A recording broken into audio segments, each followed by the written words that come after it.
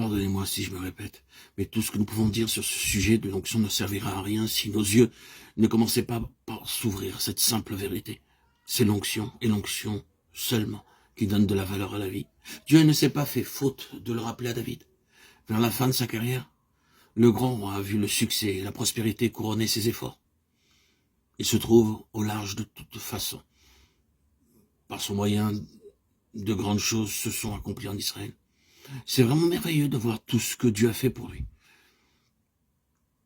Or, à cette heure où, humainement parlant, il aurait lieu d'être fier de ces longues années qui l'ont couvert de gloire, il s'entend rappeler à la réalité des choses par un prophète que le Seigneur lui envoie et qui lui dit de sa part « Je t'ai pris au pâturage derrière les brebis pour que tu fusses chef sur mon peuple, sur Israël. » Par ces simples mots, il rappelle son humble origine et lui fait remarquer que s'il est maintenant au fait des honneurs et de la gloire, c'est parce qu'un jour, alors que personne ne se souciait de lui, Dieu est allé le chercher dans son abaissement et l'a retiré lui-même de son obscurité. C'est un fait. Et Dieu veille à ce que David ne le perde pas de vue. Tout ce qui lui est arrivé, tout ce qui a contribué à faire de lui le plus grand roi qui soit jamais assis ou qui s'assiera jamais sur le trône d'Israël, à l'exception du Seigneur Jésus, c'est à l'onction que David le doit, et non pas ce qu'il pouvait être en lui-même. C'est l'onction seule qui donne de la valeur à la vie.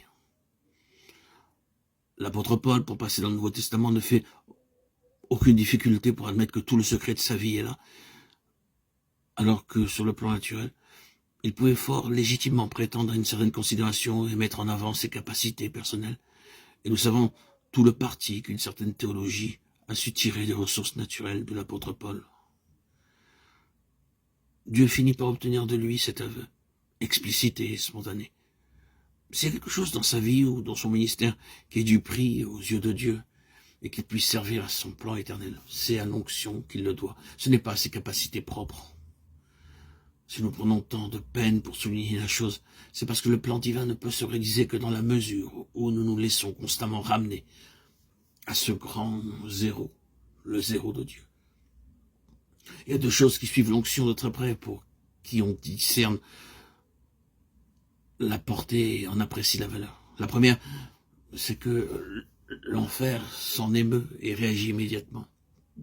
À la lumière de ce que nous avons dit du témoignage de Jésus, il n'y a rien là qui doive nous étonner. Et même, on se représente mal qu'il puisse en être autrement. En effet, si dans cet univers le Seigneur Jésus a un rival, si ce rival a manifesté dès avant la fondation du monde la ténébreuse ambition d'usurper la place que Dieu avait réservée à son Fils de toute éternité, s'il a porté un regard d'envie sur le trône préparé pour le roi des rois et le Seigneur des seigneurs, et si d'autre part l'onction est en rapport avec le plan de Dieu concernant son Fils, un conflit doit fatalement s'en suivre. Immédiatement, le rival va manifester son antagonisme sur le terrain pratique. Recevoir l'onction en se rendant compte de ce qu'elle est, il n'en faut pas davantage pour provoquer l'enfer. Il est facile de vérifier la chose dans le domaine de l'expérience.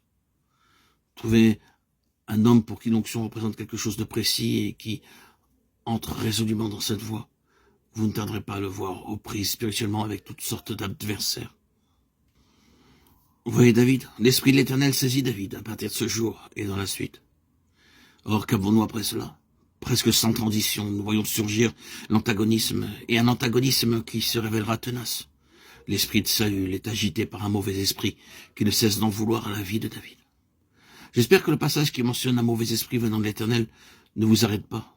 Il n'y a rien dans l'univers entier qui échappe à la souveraineté de Dieu. Pas plus le diable lui-même que les démons et tout le reste. Il ne s'ensuit pas que ces mauvais esprits soient vis-à-vis de Dieu dans des rapports de collaboration bienveillante, intelligente ou même consciente. Cela veut simplement dire que Dieu, dans sa souveraineté, sait faire concourir leur activité à ses propres fins.